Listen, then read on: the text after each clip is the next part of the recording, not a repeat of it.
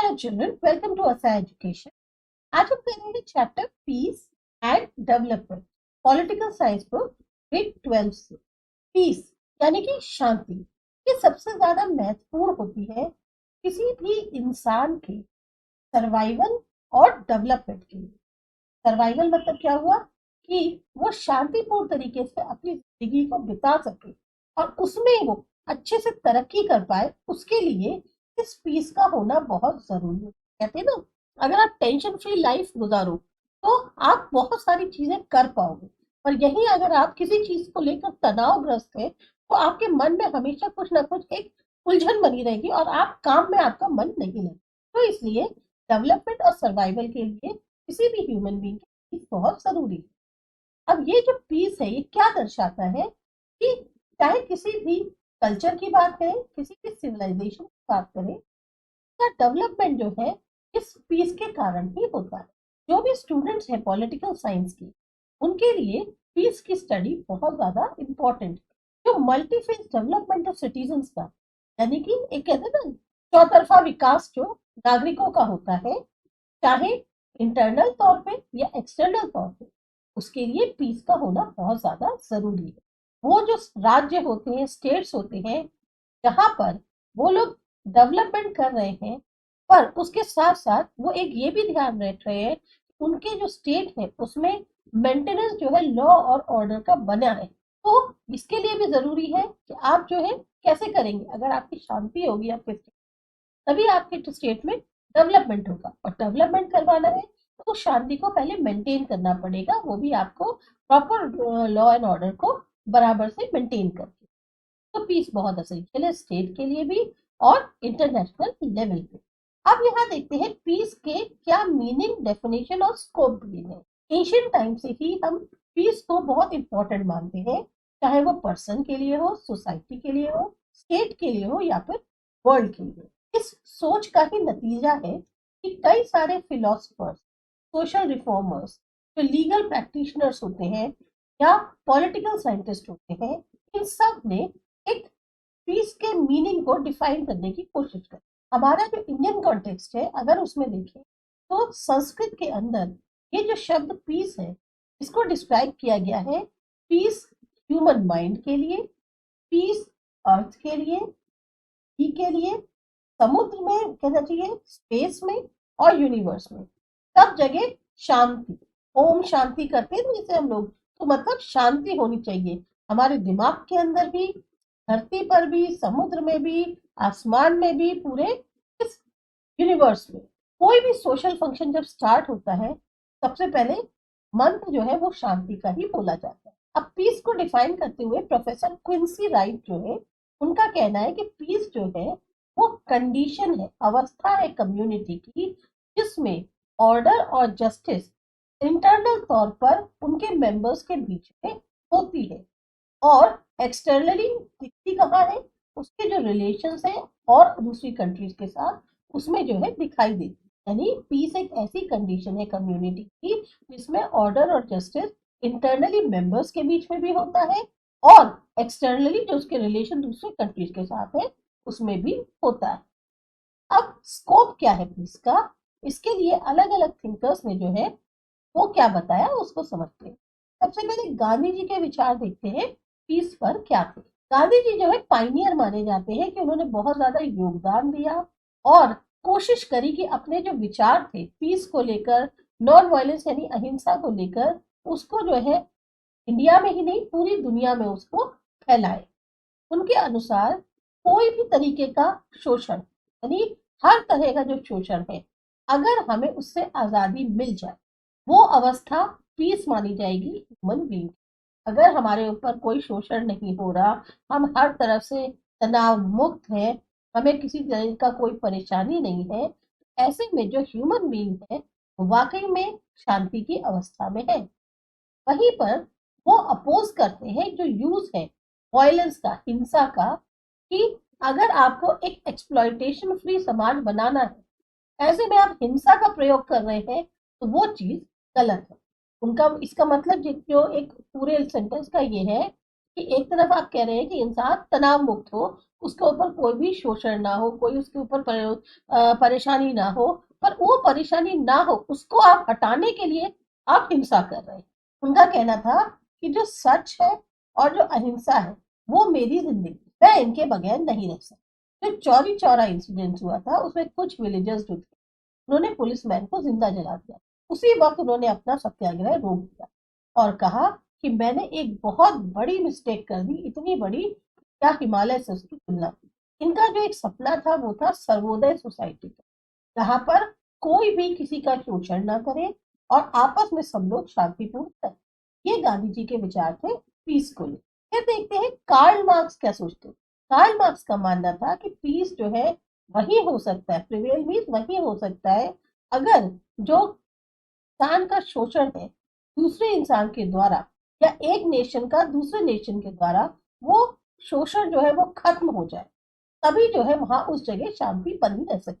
Marks भी जो है वायलेंस के पाथ को सपोर्ट करते हैं, जो बिल्कुल ही गांधी जी से अपोजिट है। जो उनका नॉन वायलेंस का पार्ट था ऐसे एक्सप्लॉयटेशन को रोकने के लिए, उसमें मार्क्स सपोर्ट कर रहे हैं वायलेंस के पार्ट। पर ऐसे एक्सप्लॉयटेशन को रोकने के लिए उन्होंने जो है सपोर्ट किया। गांधी जी यहाँ 2 बार इसी लाइन को रिपीट कर दिया है।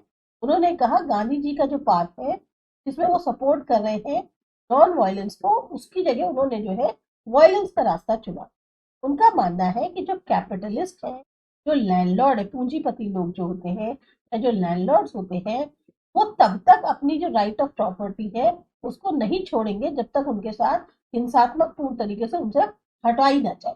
मतलब अगर आपके पास कोई चीज है तो आप जबरदस्ती तो उसे छोड़ नहीं दोगे। के लिए आपसे अगर किसी चीज को हटाना है तो आपके साथ जोर जबरदस्ती करी जाएगी, तभी आप उस चीज को छोड़ेंगे। तो उनका ये मानना था कि जो कैपिटलिस्ट और लैंडलॉर्ड्स हैं वो अपनी जो राइट ऑफ प्रॉपर्टी है उसे इतनी आसानी से नहीं जाने देंगे बिना हिंसा के। और बराबरी यानी समानता जो है वो तभी लाई जा सकती है, पीस तभी एस्टेब्लिश हो सकता है अगर हमारा समाज एक क्लासलेस समाज हो, कोई भी किसी भी क्लास में डिवाइडेड ना।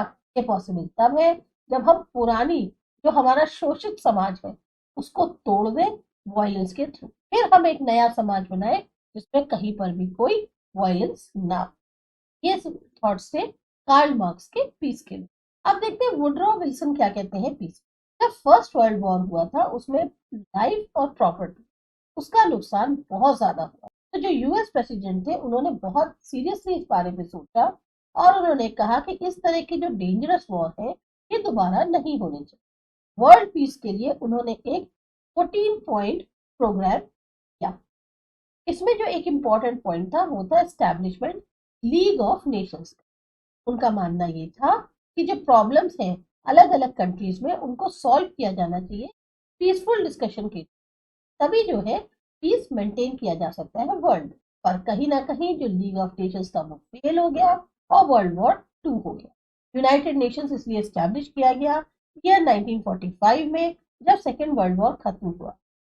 मेंटेनेंस जो है इंटरनेशनल पीस का, इसको बनाए रखने के लिए कदम उठाए गए और इसी दिन से यूएन जो है वो सेलिब्रेट करता है 21 सितंबर को एज इंटरनेशनल पीस। फिर आते हैं जॉन गाल्टुंग के क्या विचार है पीस।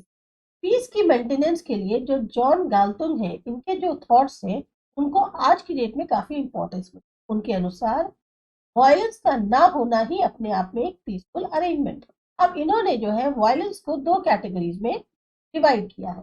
एक है डायरेक्ट वायलेंस, एक है इनडायरेक्ट वायलेंस या सोशल वायलेंस।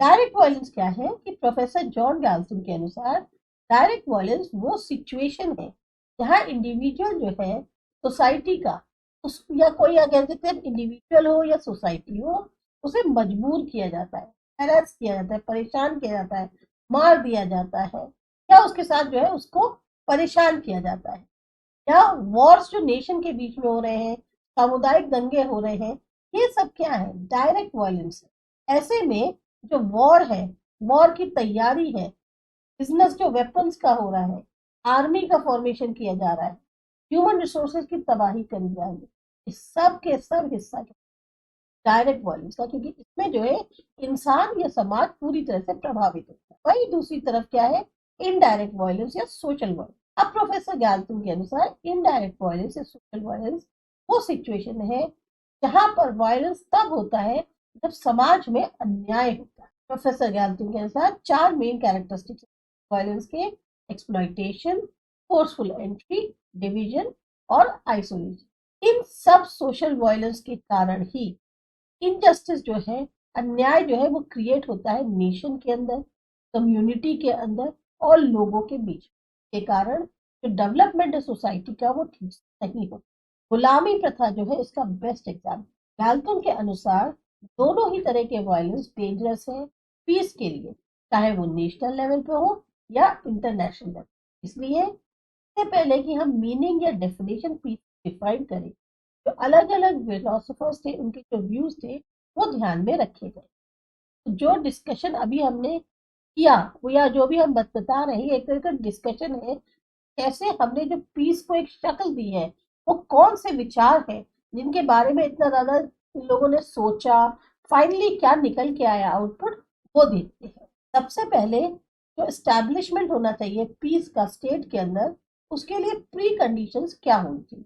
डेमोक्रेटिक अरेंजमेंट होना चाहिए, एक ऐसा सिस्टम जहां लोग फ्री हैं कि वो अपनी प्रॉब्लम्स को गवर्नमेंट के सामने रख सके, अपनी डिमांड्स को जैसे पूरा करवा सके, फ्रीली पार्टिसिपेट कर सके पॉलिटिक्स में, और अगर जरूरत पड़े तो वो गवर्नमेंट का विरोध भी कर सके।